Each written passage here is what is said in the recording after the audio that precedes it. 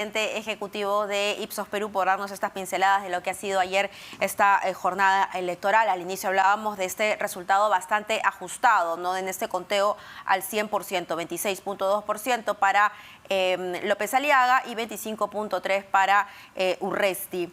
Pero, a ver, aún hay 600 actas que podrían estar en disputa porque han sido derivadas a los jurados electorales especiales. Y precisamente sobre eso vamos a hablar con Percy Medina, jefe de la misión para Perú de IDEA Internacional. ¿Cómo está, señor Medina?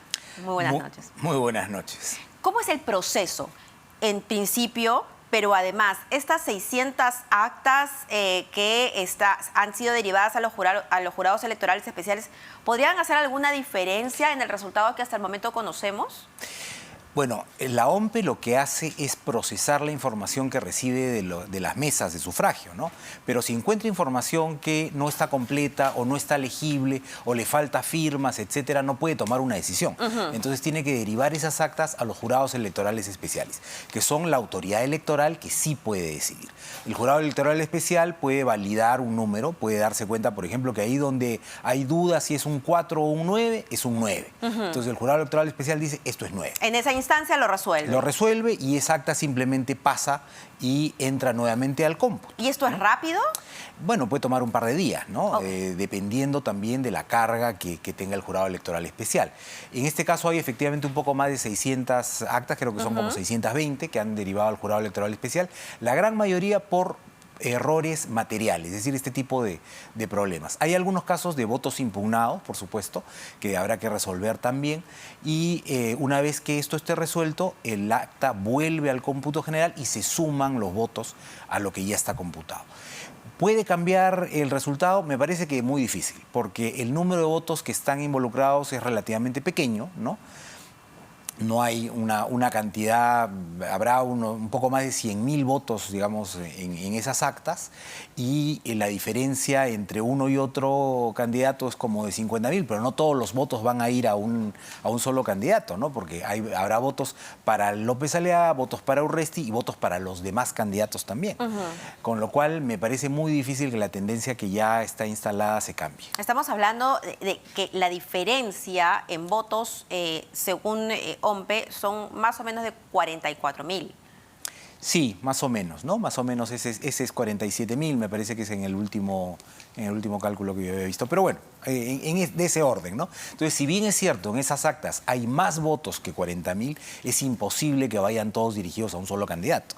Los votos se van a distribuir porque además en ese paquete de actas, naturalmente, hay actas de todos los distritos. Entonces, probablemente haya de todas las tendencias y haya votos para López Aliaga, votos para Urresti y votos también para los demás candidatos, con lo cual probablemente la tendencia se mantenga o cambie ligeramente, pero no de forma tal que pueda cambiar el orden de los candidatos. Una de las primeras presentaciones públicas que ha hecho el señor López Aliaga, pues ha sido también para dirigirse al presidente de la República, ¿no? Y él continúa también con esta posición de oposición, ¿no? Es decir, se reafirma en lo dicho en campaña. Uno esperaría que ya la campaña, una vez terminada, pues se proyecte a ver qué cosa se va a gestionar desde la Municipalidad de Lima. Pero cuán dañino puede ser que un alcalde, el alcalde de Lima Metropolitana, continúe con una actitud confrontacional. Bueno, él se va a tener que dar cuenta cuando asuma la municipalidad que requiere muchísima coordinación con otros ministerios, con el Ministerio de Economía para empezar, ¿no es cierto? Entonces, cuando tenga que ver que muchas de las cosas que incluso ha prometido en campaña se tienen que resolver en diálogo con los ministerios, en coordinación con el Ministerio de Economía, con otros ministerios, yo me imagino que también el tono va necesariamente que cambiar, ¿no? Sin embargo, ese es el tono que lo habría llevado a la alcaldía. Me refiero a, digamos, reafirma gran parte de la posición que tienen muchos limeños. Bueno, como dice el alcalde Muñoz, en campaña se canta en verso y se gobierna, y luego en el municipio se gobierna en prosa, ¿no?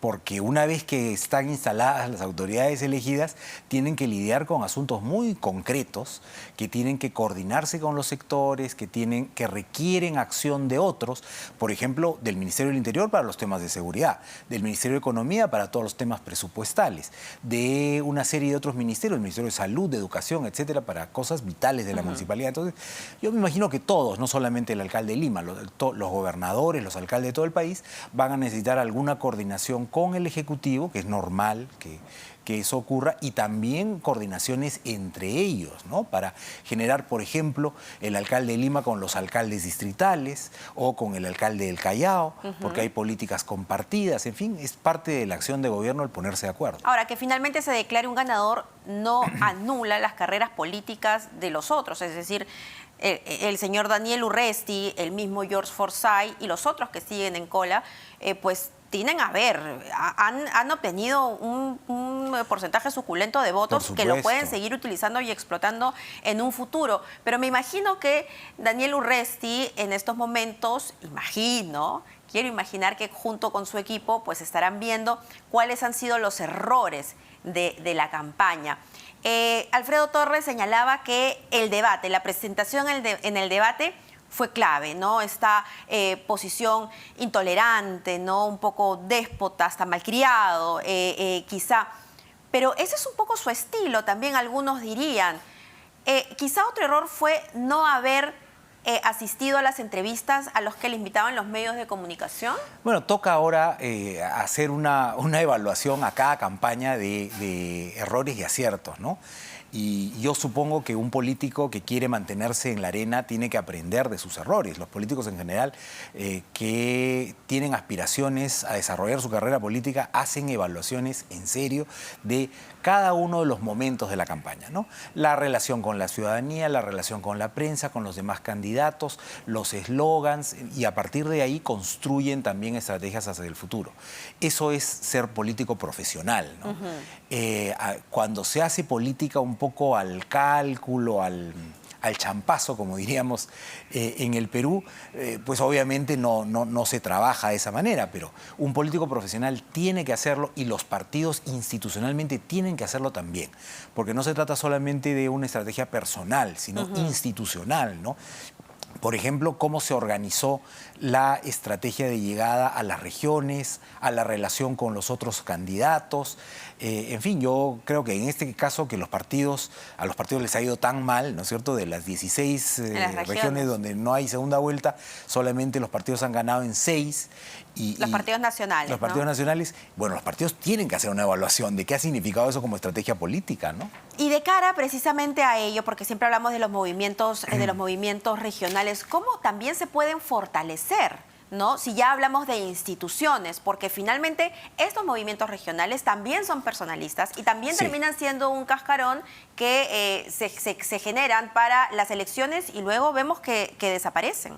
Sí, no, tenemos como 180 movimientos regionales. Algunos de ellos son antiguos, han participado en varios procesos electorales, tienen una cierta institucionalidad, han trascendido a sus fundadores, eso es bueno, pero son una minoría. La gran mayoría son efectivamente entornos de un caudillo o de un líder regional que en algún momento ha tenido alguna popularidad y que ha decidido ser candidato.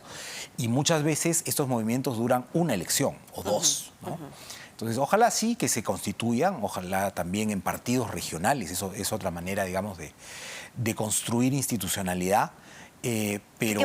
Que fue lo que terminó convirtiéndose Perú Libre, ¿no? Porque Perú Libre era un movimiento regional, ¿no? Se gesta en las regiones, salta a las nacionales y bueno, esperaba tener probablemente un mejor resultado, pero por ahí se ha llevado un chasco también, ¿no? Tiene algunas municipalidades. Bueno, Somos Perú, por ejemplo, empezó siendo Somos Lima, ¿no? Empezó en Lima como un movimiento municipalista y ahora tiene un par de las regiones, ¿no? No sé con cuánta consistencia de militancia de quienes han ganado, pero finalmente ha sido un actor en esta elección.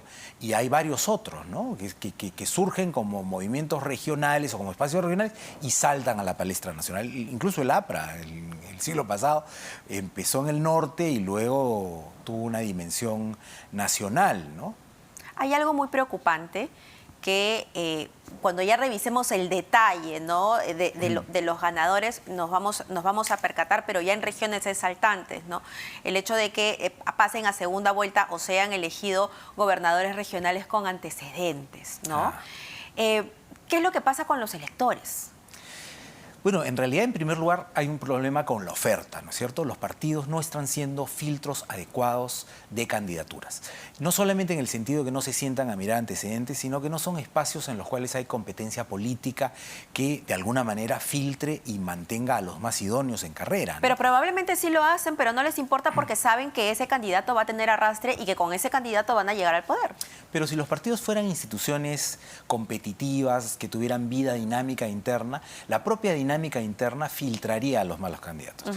Porque los propios afiliados se darían cuenta que es mejor tener gente idónea o elegirían a los mejores. Habría más posibilidades de eliminar a aquellas personas que simplemente tienen intereses o están vinculados con el crimen o lo que fuera. Cuando los partidos son etiquetas, es mucho más fácil que quienes lleguen a las candidaturas sean personas que llegan a comprar su candidatura o que sean personas que simplemente pasan por debajo de todos los radares porque no hay una competencia interna que alerte de los problemas, ¿no? Pero no solamente etiquetas, ¿no?, sino son vías para las organizaciones criminales. Bueno. Y lo hemos visto. Y estamos viendo partidos que están siendo investigados precisamente por ello, ¿no? Y eso es lo realmente preocupante. El caso de Arequipa, en el lustro pasado, fue clamoroso, ¿no? Se advirtió que no voten por ese gobernador regional que estaba denunciado por inclusive violación, ¿no? Igual salió el gobernador regional, ahora el señor está en prisión. Partidos débiles son vulnerables a ser penetrados por el crimen, ¿no? Y en regiones donde hay mucho dinero que viene de redes ilícitas, madera ilegal, minería ilegal, narcotráfico, contrabando, narcotráfico, tráfico de fauna, flora, en fin, ¿no? Todas esas redes generan mucho dinero. Y ese dinero penetra las campañas, penetra la política justamente a través de las campañas, ¿no? ¿Y cómo logramos fortalecer estos partidos, estas organizaciones para mejorar la oferta? Porque, a ver, si lo llevamos al contexto nacional, podría pasar lo mismo, se va que o no se va que al presidente, ¿no? Por supuesto. Podría pasar lo mismo en una próxima elección presidencial. No, si no cambian las condiciones de institucionalidad política, vamos a tener más de lo mismo, es normal, ¿no?